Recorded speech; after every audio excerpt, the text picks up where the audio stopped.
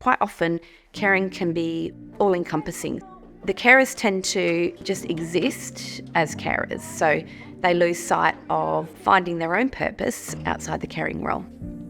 My name's Lorraine, and I am the mother of a schizophrenic son who is in assisted care, but I care for all the other things that go on with his life because he can't do it himself anymore.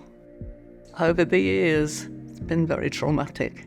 My husband died of a massive heart attack when he was 64, and then I was on my own. I've got a daughter, and she's a great support, but she works and she's got 3 children, so you don't like to bother them, you know. I think when you're on your own, you're trying to cope as best you can, but you don't know if you're doing the right thing. So it's good to have a sounding board. And since Tracy's been coming, it's been absolutely wonderful.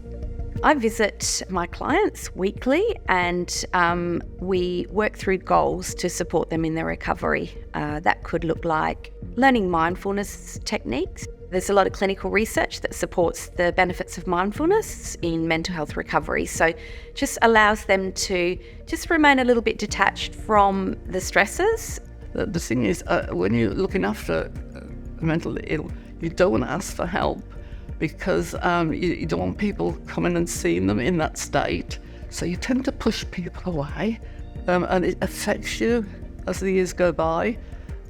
If I didn't have those things, I think I would just sit here and dwell on what's going on with him. You need a diversion. You've got to make yourself better to look after them. We can help with finding services. Some carers are looking into NDIS, so can kind of point them in the right direction. The other goals that we assist with can be exercise, which we know in mental health is one of the best outcomes for improving mental health. Efficacy for exercise is about 80%, and to give you an example, I think drugs are about 60%. So I walk, often weekly, with some of my clients. It's a really good way to move and talk through any things that are concerning. Since she's been here, I bought that treadle for my legs because I suddenly thought I don't exercise. I sit down a lot, so that is brilliant. It's like keeps me going. Caring for a loved one with mental health challenges can be isolating. There's a bit of a stigma occasionally around mental health that still seems to persist, even though we've come a long way. Telling people, sometimes you say, I've got a schizophrenic son, and you can see the horror. They're not dangerous. He's not dangerous. I feel quite safe when he's around. When he was living with us, I felt quite safe.